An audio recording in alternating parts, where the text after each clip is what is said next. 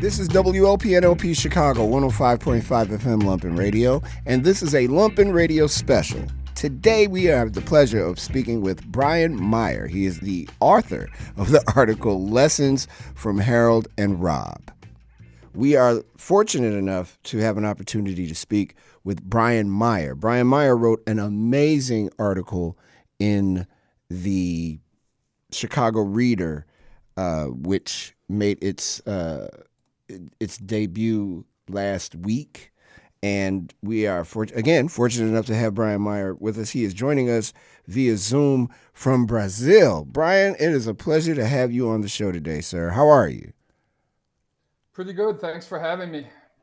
I have a trillion questions, but I will try to keep them within the spirit of the article. For folks who don't know, this is from the article called Lessons from Harold and Rob, Rob being your dad, Robert Mier. In this article, you really, it plays more like an open letter to the current administration and to the new mayor, Brandon Johnson. What was the impetus for writing this article? Well, I was really happy to see that he won, first of all, because, Chicago needed another. It's been so long since there's been anyone except a kind of like real estate industry puppet machine, legacy type person in office in Chicago. And so for the last almost, 35 years, basically the real estate industry has been running the city. And that's caused tremendous transformation in a lot of neighborhoods, not even mentioning the exodus of a large percentage of the Afro-American population, but also like just the gentrification that's, in my opinion, ruined most of the North Side, And so I was happy, and also like the systematic dismantling of the public school system. Mm-hmm. The last time I came back to the city, I was so sad to see that like Roberto Clemente High School has like 150 students. A lot of schools have been turned into these ridiculous charter schools, which is a way of like, weakening the unions and things like that. And so I know that there's a lot of work cut out for Brandon Johnson, but I was just really happy to see that he won the election and that he's an actual leftist, because there's this misconception that Lori Lightfoot, outside of Chicago, a lot of people thought Lori Lightfoot was a progressive, which is ridiculous. Right. And so to me, it seems like he's in a position now to pick up with some of the things that were left off when Eugene Sawyer left office, because Sawyer kept Washington's team in place and kept most of the initiatives going. But also it was because I saw that Salem was the editor now, and I know her. So it was like, first I tried to send a pitch to In These Times, but they didn't answer it, which was, I was a little bit sad because I worked there for free for a year as an intern in 1995 when I came back from Brazil to Chicago. Right. But then I realized Salem was the editor, and I was like, oh, I know her from the Lumpen years. So I got in touch with her on Facebook Messenger and said, sure, send a pitch. And that's how it happened. Needless to say, that period in Chicago with Harold Washington being mayor was a transformative period, not just for the city, but dare I say for the country, in terms of Harold Washington being mayor of, at the time, the second largest city in the United States, being a black man in a hard-fought fight with Bernie Epton. You talk in this article about your dad warning you and your siblings that at some point, because of the neighborhood you lived in and because people like, as you refer to him in the article, Big Tony, had a vested interest in not seeing Harold Washington become mayor, that there may be rocks thrown through your window of your family home. Did that ever happen? And how, because I remember how it played out for me living on the South Side, but how did that election play out for you? Well, we didn't get rocks thrown through our window, but we thought we might, we thought there might be some kind of violence. And I was worried at Gordon Tech, I was running on the cross country team at the time, and I convinced my buddies on the team to wear like Harold Washington buttons to school and stuff. And the coach ordered us to take them off. He threatened to kick me off the team. And there was just this line like, no, we can't mix politics with sports.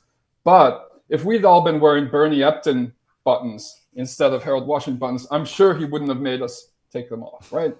Just this kind of like harassment, low-level microaggressions and harassment, but nothing violent, luckily. But we know that, okay, people were like throwing rocks at Harold Washington on his campaign stops on the Northwest side. Absolutely. And things like that. So there was, people were worried that someone might try to assassinate him or something. And there's still people who think he was killed, poisoned in his office. So there was that threat. There was a kind of generalized hysteria in the white community at that time. It was just outrageous. I mean, things are still obviously really bad. I don't live in the U.S. anymore, but I know things are really bad in the U.S. But at this point, the level of hysteria was through the roof, to the point when, right before Epton, the previous Republican candidate for mayor of Chicago was a professional clown who got 1% of the vote. No Republican had ever gotten more than 5% of the vote in a Chicago mayoral election in 80 years at the time that Epton almost won. Right.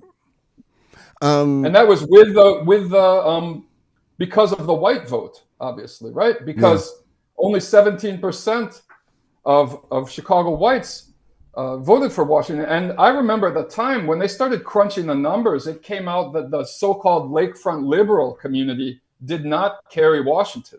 The whites living on the lakeshore in the so-called, Lincoln Park neighborhood and stuff like that, had this reputation of being kind of like liberal professionals. The majority of them voted for Epton. There was a prevailing sense of fear about Harold Washington becoming mayor, if I remember correctly. And it seems like the team he put together, which included your father, was a solid, diverse, well-educated, very learned about the city team. Talk to me about your dad and his role in the Washington administration. Okay, well, my dad he grew up poor, and he went to Notre Dame to study civil engineering on a Navy scholarship and got stuck in Vietnam. And he went to Vietnam as a Barry Goldwater Republican, and he returned as a Marxist-Leninist and got involved in the anti-war movement. He was briefly, supposedly, involved in this armed revolutionary group at some point in the 70s. From what I understand, mainly because he was, I don't want to get into the personal stuff, but it wasn't, I just won't go there because my mom's probably going to be listening to this. But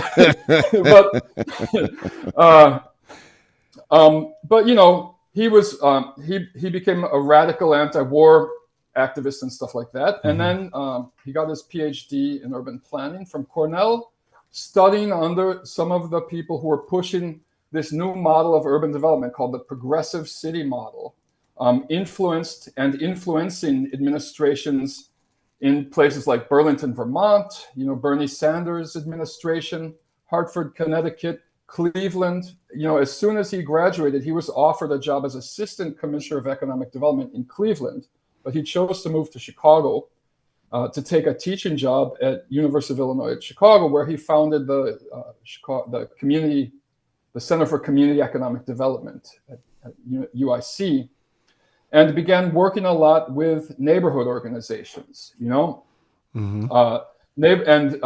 development community development organizations and local neighborhood associations to try and offset a lot of the damage that was being caused to the city by the loss of factory jobs at that time. At the time, there were hundreds of thousands of people in the city of Chicago working in factories, and the Reagan administration took this laissez-faire approach to just, it's inevitable, let's just let them all leave, and also working on other community issues like job, other kinds of job generation, and fighting racist real estate segregation and things like that.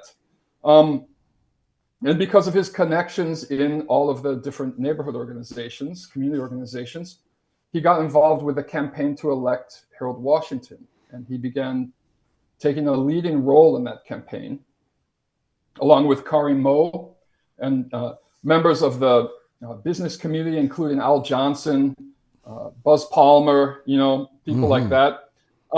And after Washington won, he asked him to be the Commissioner of Economic Development. Washington said, "Okay," and that's how he got the job, basically. Yeah. And okay.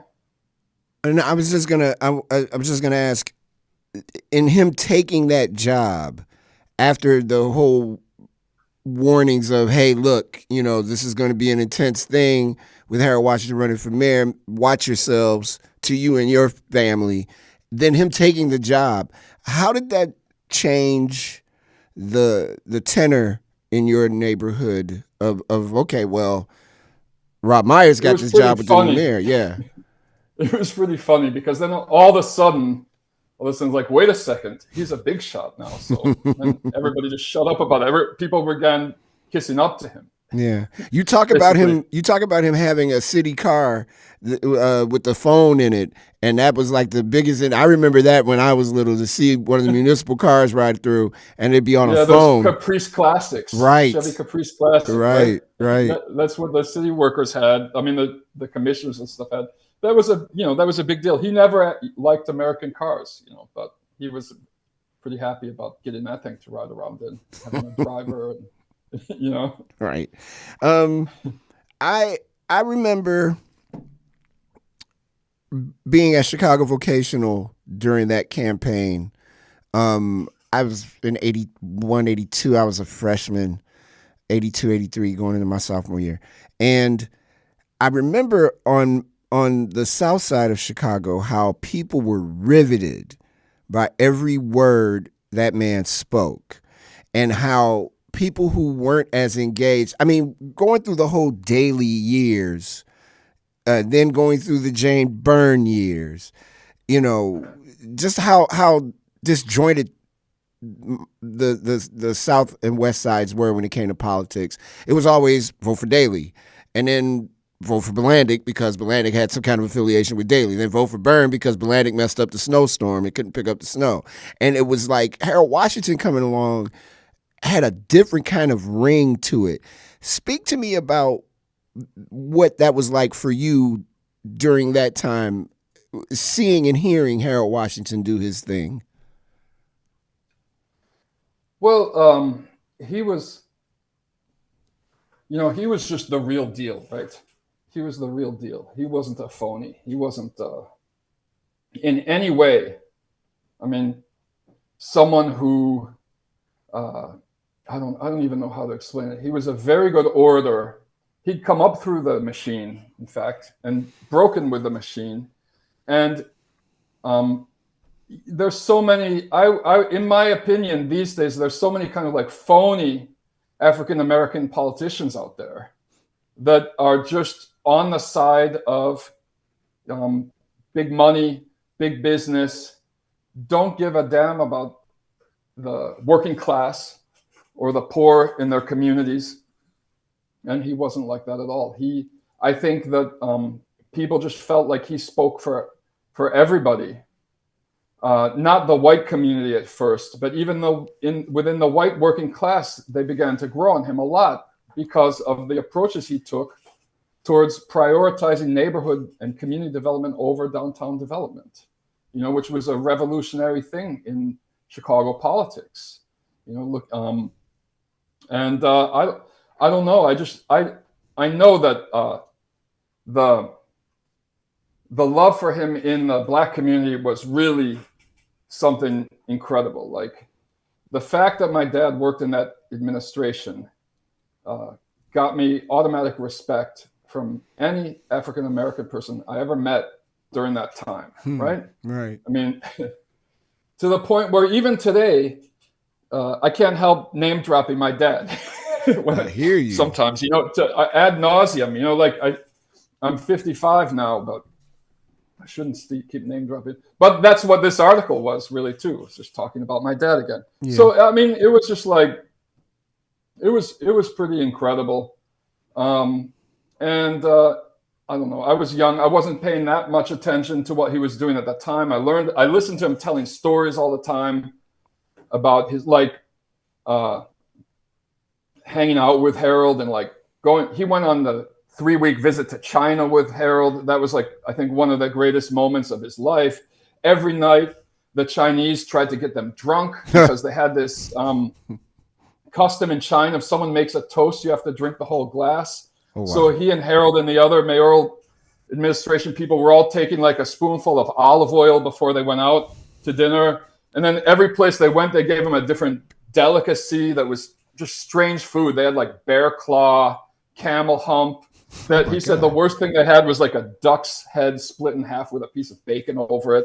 You know, they were always, every region they went to, they gave them this weird regional delicacy. That doesn't And then the sound Chinese, tasty. huh? That doesn't sound delicious at all. No, no. He said the camel hump was horrible. He said it was just a big yellow piece of fat. Oh my God. You know, but then the Chinese government put this old guy in a military uniform with him the whole time. He looked like he was about 80 years old, who didn't say a word. You know, and they were like, what's this guy doing with us? Why is he coming with us everywhere? You know, is he some just important person that they want to come along for the ride or something? And on the last day, he started speaking fluent English with them. Oh, wow. So there's all kinds of stories. Like I remember once my dad got home drunk. I was like, what's going on? He's like, well, the Irish consul general, Harold called me into his office and he said, look, the Irish consul general just gave me this. It was a bottle of Irish whiskey. What do you think we should do with that? And my dad was like, well, let's crack it open. And so they blew off the afternoon and sat in Harold's office drinking whiskey. It was like, I mean, not that was a common occurrence. It was like one time during the 5 years they worked together. But I thought that being a teenager at the time, I thought that was really cool. You know? I can only imagine that there are so many different nuanced stories about Harold Washington that your dad got to experience that people probably have never heard. Do you? Because I know I have never heard the Irish whiskey one. Is there another one that people would have never heard about Harold that you could recall?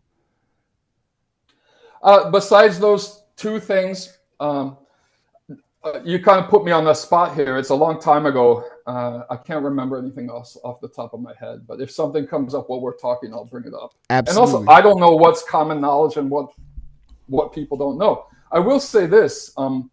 What my dad quickly learned after he took office is that there was actually a lot of support in the business community for Harold Washington, despite the initial reluctance at election time and stuff, because a lot of businessmen felt like, or business leaders or companies and things like that, felt that they had been left out by the way the daily machine operated. Mm-hmm. With the cronyism that was present in Chicago politics at that time. Basically, it was just a handful of construction companies getting no bid contracts, suppliers getting no bid contracts. And the Washington administration opened up a public bidding process. They passed one of the things my dad helped push through is they passed a law saying that in all procurement for the city government, for all of its materials, office materials, food items, everything, they had to look for Chicago companies first before going to any out-of-town supplier. And things like that really gained him popularity among some sectors of the business community. Obviously, the big real estate companies and construction companies and things that had gotten all the no-bid contracts before Washington were furious. But a lot of other people in the business community were very happy with the administration. I wanted to also ask, since we're on this side of the article about Harold Washington, you mentioned that WGN and Chicago Tribune made a concerted effort to really not support much of what Harold Washington was trying to do. Can you expound on that a little bit? They were waging war. I think it was just a war on his administration every day. Every day there was a story or an article about, propping up some corrupt alderman, like and I use that word corrupt loosely, allegedly corrupt or whatever, like Kathy Osterman or Verdoliak or something like that, giving them all this space to attack the Washington administration on everything. That it was the council wars period. For the first 4 years, Washington didn't have a majority in city council. And so the city council was working to block every single initiative that the Washington administration suggested out of spite. And the big media companies like WGN, Tribune, etc., they continually gave space to the opposition and didn't give equal space to the mayor's office, creating a kind of systematic bias. Every anti-gentrification initiative that was attempted to be pushed through, every measure made by the planning department, the economic development department, and others to curtail gentrification was framed in the Tribune as if the Washington administration was putting development on hold. What the Washington administration was doing was developing neighborhoods, prioritizing neighborhood development over big real estate projects, gentrifying projects, strip malls and stuff like that. Even though that was still going on, it wasn't like artificially accelerated by the mayor's office, as was the case in administrations that came after him. Like they subsidized, future mayor's offices subsidized gentrification. Since the real estate industry is so powerful in Chicago anyway, and they have always had a cushy relationship with the media was used as a platform to just constantly criticize, constantly attack, try to attack the credibility. Talk about the fact that Washington spent 2 weeks or whatever, how much time he spent in jail for a income tax mistake on his tax returns or something. Always insinuating that a black person didn't have the capacity to run a city. He didn't have enough experience. He didn't have enough knowledge. And eventually he moved my father to a new position. He gave him a raise and it was called Director of Development, but it was a more behind the scenes position. Moved him across the street to the office next door to him, because so many people were beginning to say, oh, the city's things are only working out well because a white man is running the economic development department. And that's when he moved my father's assistant commissioner, Timothy Wright, into the economic development commissioner position. And my father moved across the street to the mayor's office. He was next door when Washington died. His office was right next door to his. So that was framed in the media as an attack against my father at the time. So I always bring that up, that a lot of people don't know that he was given a big raise when that happened. It wasn't like he was demoted or something. One of the things in the article, and I want to read from it, and if folks haven't had a chance to check it out, it's in the last edition of The Reader. The article is called Lessons from Harold and Rob. And this is one of the things that really struck me, and I definitely want to get your opinion on this. You say, I fear that Washington's reputation conversion from progressive change maker into a harmless icon after his death by mass media companies like the Chicago Tribune and WGN, both fought him tooth and nail on many policies while he was alive, has left younger generations with little substantive knowledge of what he actually did. I decided to write this article to share a few things my father told me about the times back then, with hope that the information might be useful to the movement that propelled Brandon Johnson to the mayor's office. And then you go on to talk about your dad's books, Social Justice and Local Development Policy. When I talk to young folks about Harold Washington, it's almost like he's a myth. Like there's this, it's not, they don't know that he's a progressive. They don't know that he did a lot of really cool things for the city and that he changed a lot of policies that weren't working in the city's favor. He's almost looked at like a ghost. Like that couldn't have been him. That couldn't have happened. And when you try to explain to them about council wars and how much resistance he met, it's almost like it saddens some of the young folks that he had to go through all of that. What is your perception of how he's perceived in this time?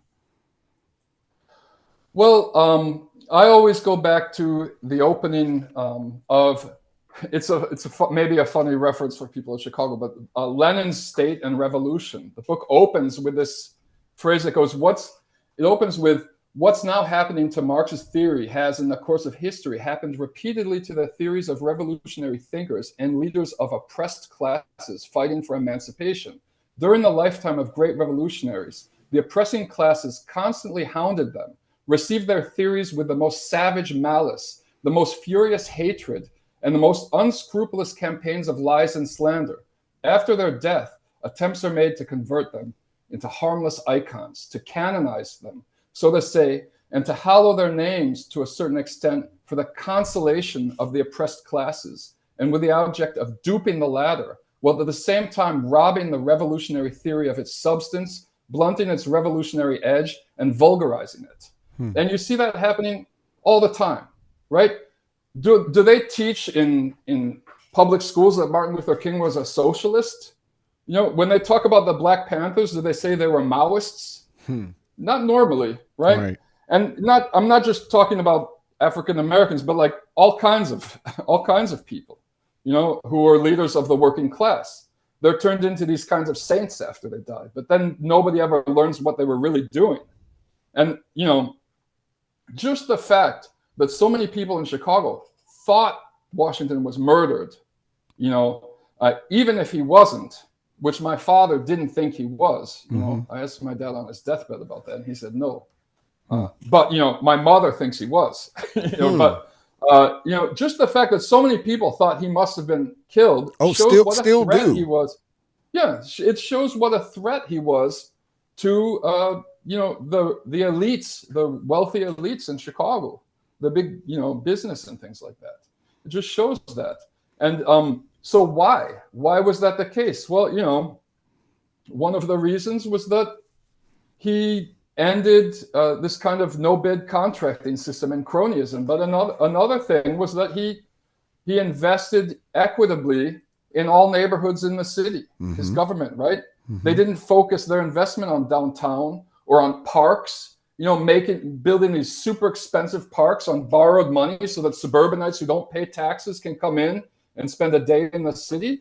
When you're gutting the public school system and things like that, that would have never happened in his administration. And you know, people don't know, they started suing factories for shutting down that had received zero interest loans or tax subsidies from the city government, you know, for breach of trust and things like that. That annoyed a lot of powerful people. People were worried that that was going to be a precedent across the country, that all cities would start doing that, you know? Yeah. So, you know, fighting slumlord activity and things like that. I mean, all kinds of things.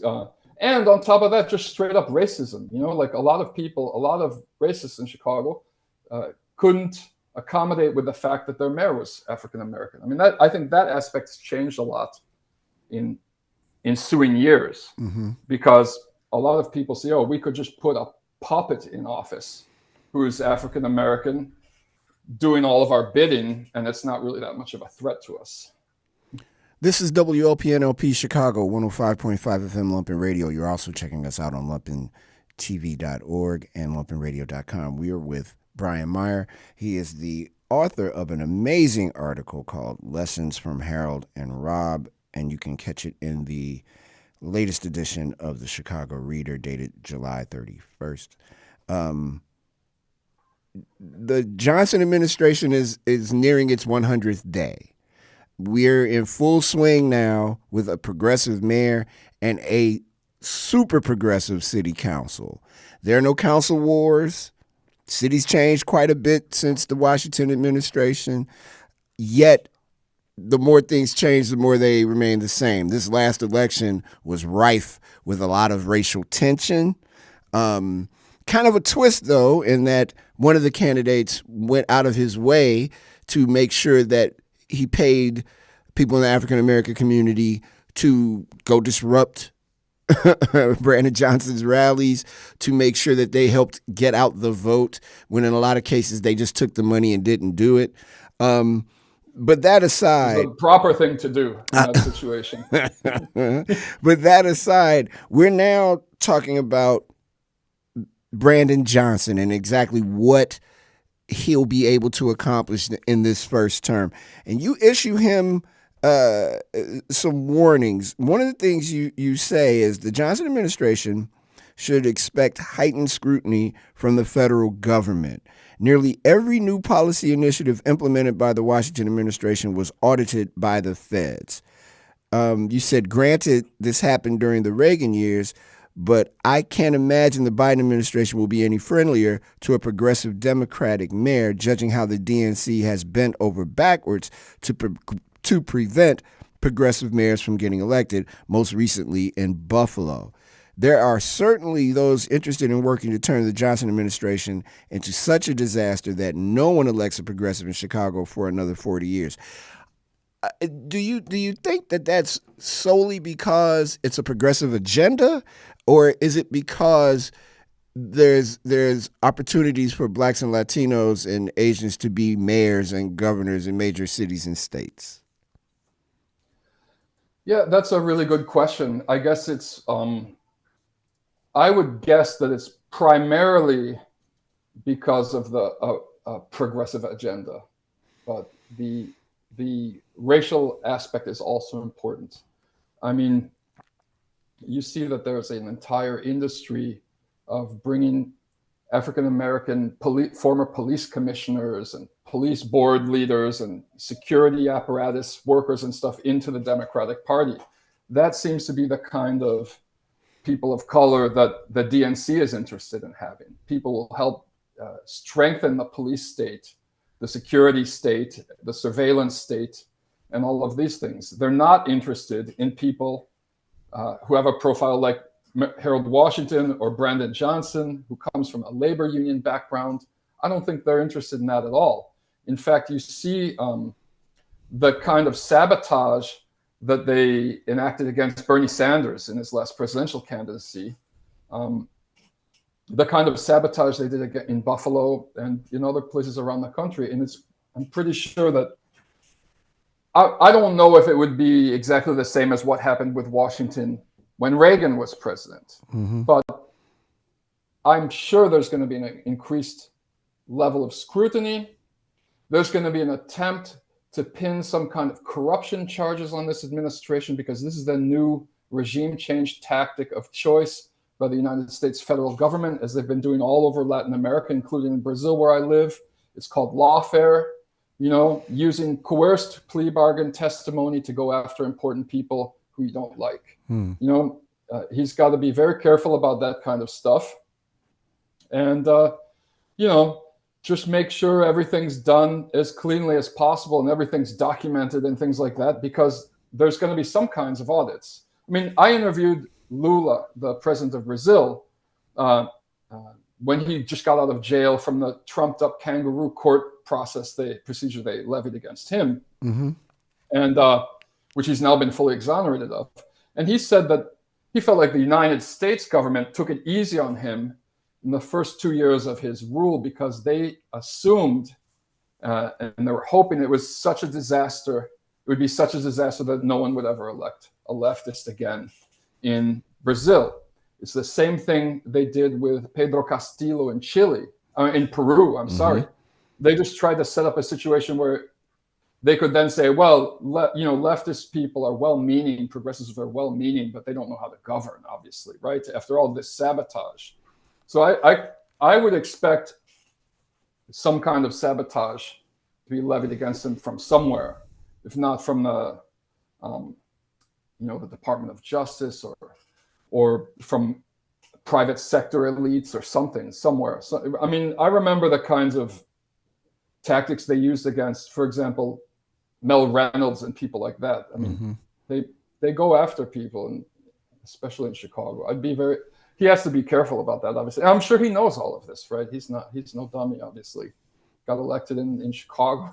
Yeah, that's that. In this climate, I'm pretty sure he's aware of that. I don't want to sound like I'm a know-it-all who's telling him things he doesn't already know. I know he's No, knows you, what he's you don't doing. sound like that at all. But those things are important things, right? I mean, Yeah. if he's going to be able to govern and to legislate, he has to have the breadth and the depth to be able to do it.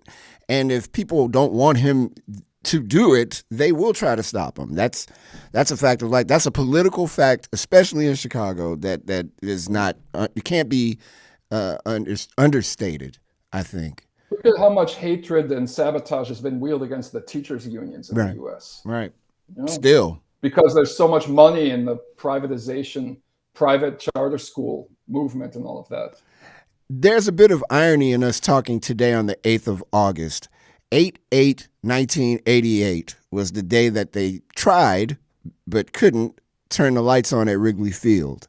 It was a major storm. I know because I was in Grant Park watching at the Petrillo stage on a big screen to see them turn the lights on at Wrigley when I could have just been at home and watched it on WGN. But there was a great resistance to the lights and to some other things happening with Wrigley Field. And that only happened after the Cubs threatened to leave Chicago. Currently, the Bears aren't really threatening to leave. They're planning on leaving Soldier Field to go to the suburbs, although in the past week or two, the conversations between Mayor Johnson and the new president of the Chicago Bears, Kevin Warren, have rejuvenated the idea of perhaps doing something on the far south side of Chicago in terms of opening up a new stadium. One of the things that happened to get those lights was Mayor Washington fighting with the Chicago Cubs and threatening to evoke more public housing if they left, raising Wrigley Field and turning it into more public housing. One of the things you say in this article as well is that the Johnson administration should be prepared to be blackmailed into delivering on mega construction projects. There's great resistance to let me back up. It appears that there's great resistance to any new development that is going to benefit the people. These mega construction projects very rarely benefit the people. How does he avoid falling into that pressure or to submitting to that pressure to do these mega construction deals, like what could be a brand new Soldier Field on the far south side of the city? Well, I'm glad you brought that up. My father was the person who negotiated the lights deal for Wrigley Field with Timothy Evans at the time, and that was all about gentrification, right? Mm-hmm. It was because the newcomers to the neighborhood, as you probably, I don't know how much you remember, but Wrigleyville used to be at the time, in the early 80s, it was like a Mexican, Korean, Jamaican. Oh, I remember. Yeah. Really interesting neighborhood. Yeah, very much so. One of the most interesting neighborhoods in the United States. Mm-hmm. And these yuppies started moving in, and they didn't like day games in their neighborhood for some reason, So they were supporting. Oh no, they didn't. They didn't want night games. I'm sorry, I mixed it up. They didn't want night games. They didn't want to be bothered by drunk fans, when they came home from work. Scared that they may be using the bathroom on their lawn. Yeah. That was the big thing. People pissing on our lawn and all that. And it was because they thought, it wasn't even maybe because they were worried about being bothered personally. They were worried about it affecting their real estate values. Mm-hmm. The main, and of course, nobody liked lights in baseball at the time, right? Nobody liked it. But when Washington said, okay, we won't have night games in Wrigley Field, the Cubs are going to move to Arlington Heights, and I'll rip the stadium down and put up some public housing projects. That changed their minds because it was all about the real estate values to them. It's all about real estate investment, gentrification. But they lost. They managed to block the World's Fair from coming to Chicago, which my father considered one of his proudest achievements. That would have just been created a bunch of costly white elephant buildings and things like that. But they lost the battle with the White Sox. So they had they were against. Well, one thing about Wrigley Field, my dad was really proud of the fact that the contract for night games that they negotiated guaranteed that the Cubs would have the lowest number of night games in the major leagues for like 15 It's years. like what, 20 games a year or something? Yeah, a very low number, Yeah. which was cool because baseball just looks stupid played at night anymore. But with Comiskey, they lost. They lost the battle over Comiskey. They had to build a new, because if they didn't deliver on that, if the Cubs had moved out of Chicago, Washington would have been reamed by the press. Absolutely. If the White Sox had moved out of Chicago, it would have been framed by the press as the most massive failure of governance, Mm-hmm.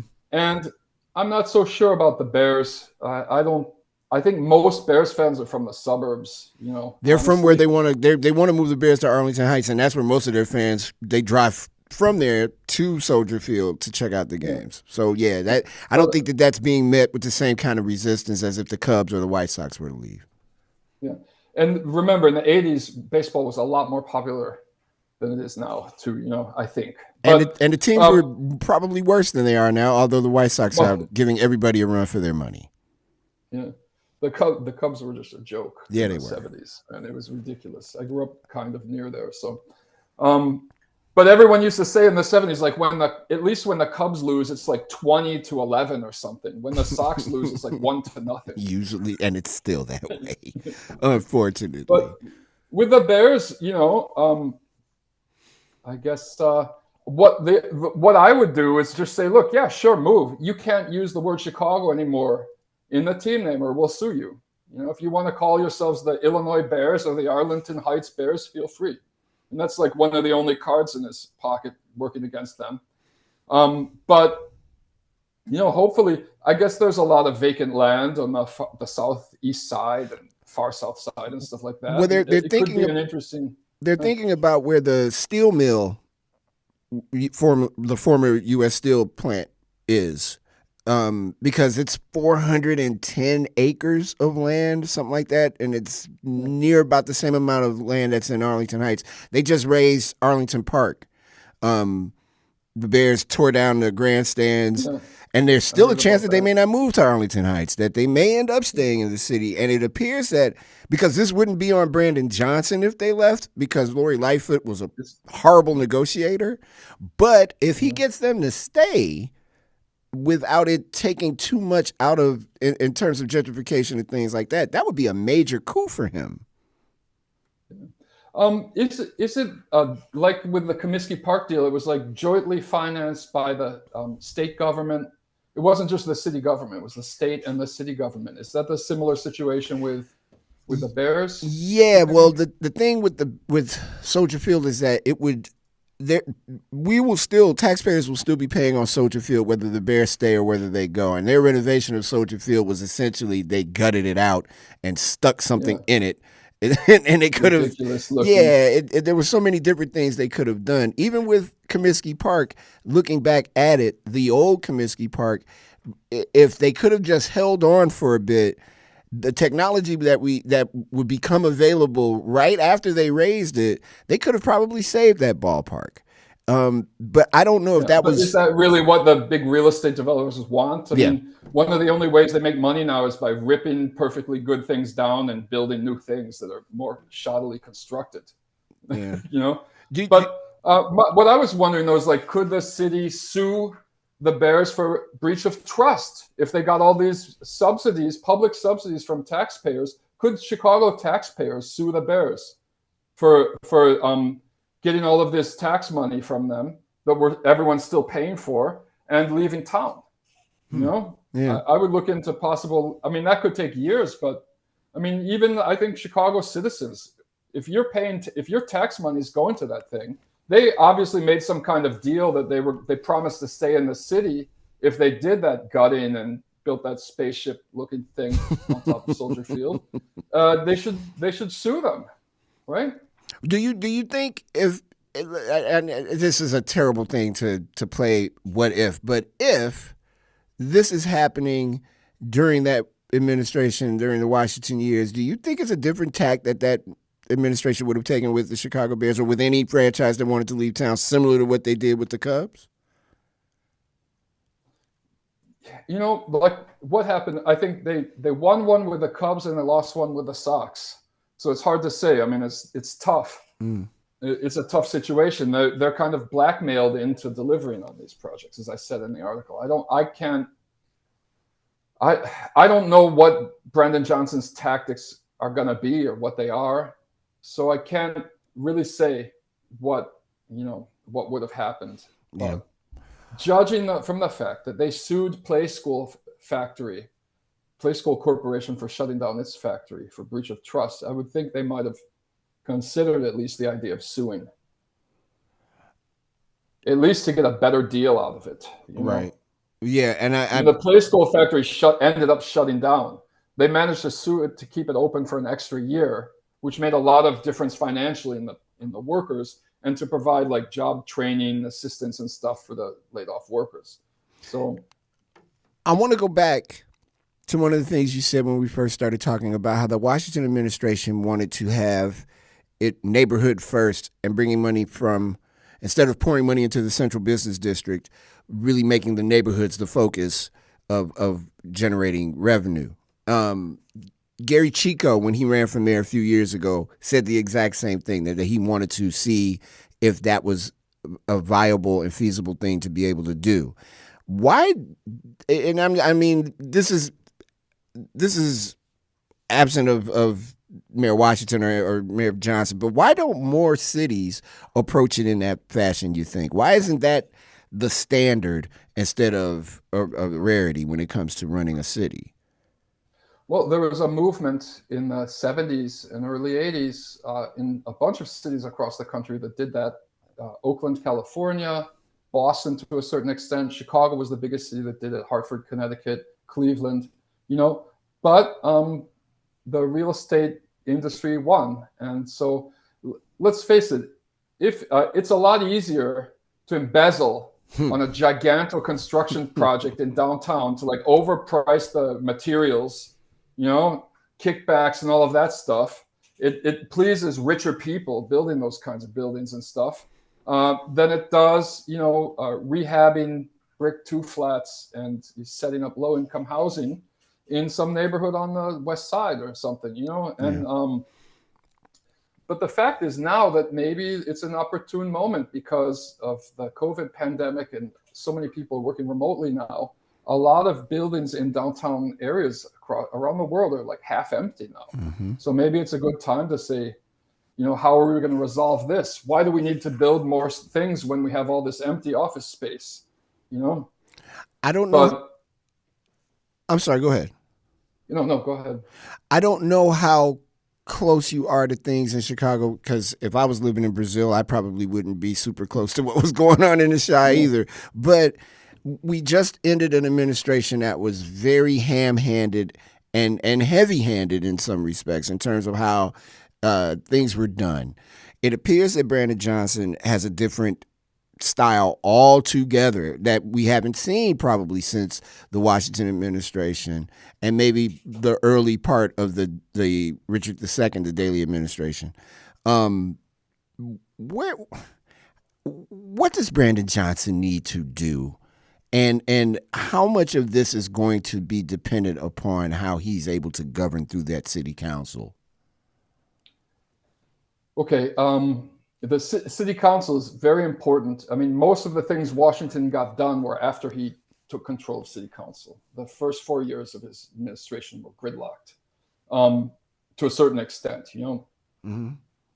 I think one of the key things that Brandon Johnson has to do is focus on communicating to his electorate, to his base, not just with a web page or something like that, exactly what his powers are and what his limitations are, because the level of expectations has to be so high right now. I mean, I don't imagine it's as high as it was when Washington took office. When It's Washington pretty took high. Office, yeah, well, okay. The thing is, like, most people don't really understand how a city government even works.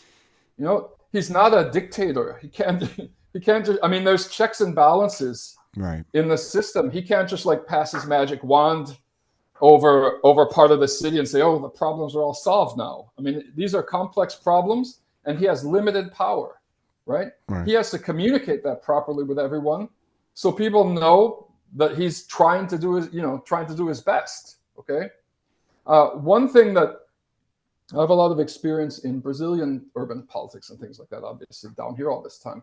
But one thing the Workers' Party does in Brazil is they set up all of these voluntary democratic councils to advise the city government on different issues. Like when Fernando Haddad was elected in Sao Paulo, he created a homeless persons council in which homeless people were invited to meetings to talk about what policies they needed, and what they could. And he actually turned over control over the homeless person budget to this elected group of delegate homeless people who are elected by their peers in these meetings, and it's a way of democracy deepening. And I'm using homeless people as an example, but he did one for immigrants in which even non-documented workers were invited to the meetings. He did it for public teachers, different segments of the population. He set up these regular meetings, had them create councils that served advisory roles in his administration, which gave people from the working class especially a feeling of ownership over the government. That way they've got more invested in it. It's not just a benevolent dictator doing things that he thinks they might like, Right. But it's like people feel like they're part of the process, like when the Harold Washington Library was built, when instead of just giving a no-bid contract to some relative of the mayor or some crony from one of the various traditional organized crime families in Brazil to do the construction in Chicago, to do the construction project for the library, they opened up voting on the design. They took all of the bids that met the basic requirements and set up little models of them in libraries, every public library in the city. And Chicagoans were invited to come in and vote on which model they thought was best. And that's how we arrived at the Harold Washington Library, which is one of the nicest, public libraries in the world right now. Absolutely. So, I mean, that's the kind of concept of like bringing, I'm sure, once again, I know he probably knows all this stuff, so I'm not trying to be a know-it-all, but like involving people as much as possible in every kind of democratic process gives them a sense of ownership over this administration. So it's not just the Brandon Johnson administration, it's our administration. Right. This is our government. That's what people felt about Washington. This is our government. We did this. It's not just this nice person on high doing nice things for us. Right. Do you imagine that your dad and Harold would be like, yeah, I think this guy is going to be able to do this job? Of course. Obviously. You talk a lot. Why? Because first of all, he's from the unions. Right. Okay, what does that mean? He's a real progressive. Right. It's not just talk. Okay? Yeah. From his history in the unions, of course they would think he could do the job. There's a bit of a connection in terms of how this past election with Brandon Johnson against Paul Vallis and the Bernie Epton against Mayor Washington race. There was also, I don't know if you remember, which I'm sure you do, Wallace Johnson, who also made a very poor attempt to run against Harold Washington and was met with a resounding defeat. But this past election opened up a lot of wounds for folks who remember the Washington years and who still feel, as we talked about earlier, that there was sabotage involved with Harold's death.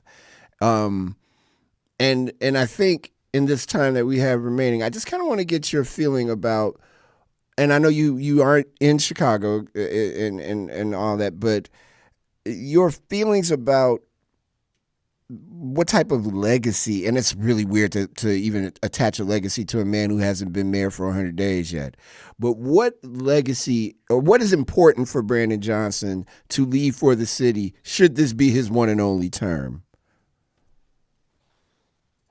I'm not going to say fix, but to fix as much as possible the public education system. This seems to be an area where he's very strong in. I mean, it's just absurd the disparity in education quality between white and black neighborhoods in Chicago after all of these years, and Latino neighborhoods. It's a joke.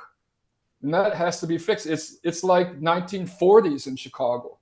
Like it's like a city from the South in the 1940s or something. I mean, I spent 2 months in Chicago two years ago with my wife, who happens to be Afro-Brazilian, and we went through the West Side. I was showing around places in Chicago, and she was shocked. I mean, she was just like, I hate this city.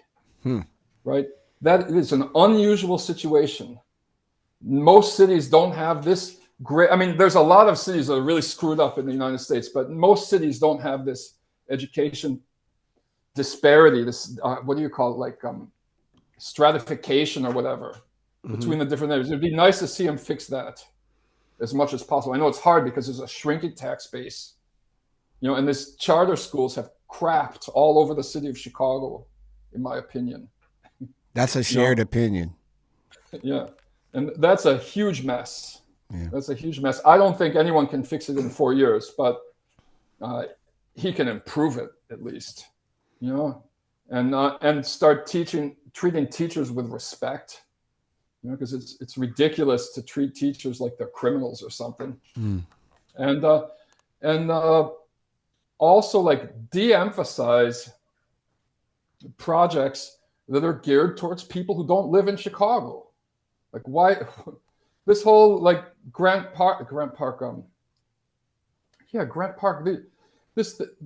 spending $500 million to fix up a park that's mostly people from out of town who go to, stuff like that. What's wrong with dividing that money up and improving local parks? You know, decentralizing spending on recreation, you know, leisure and things like that.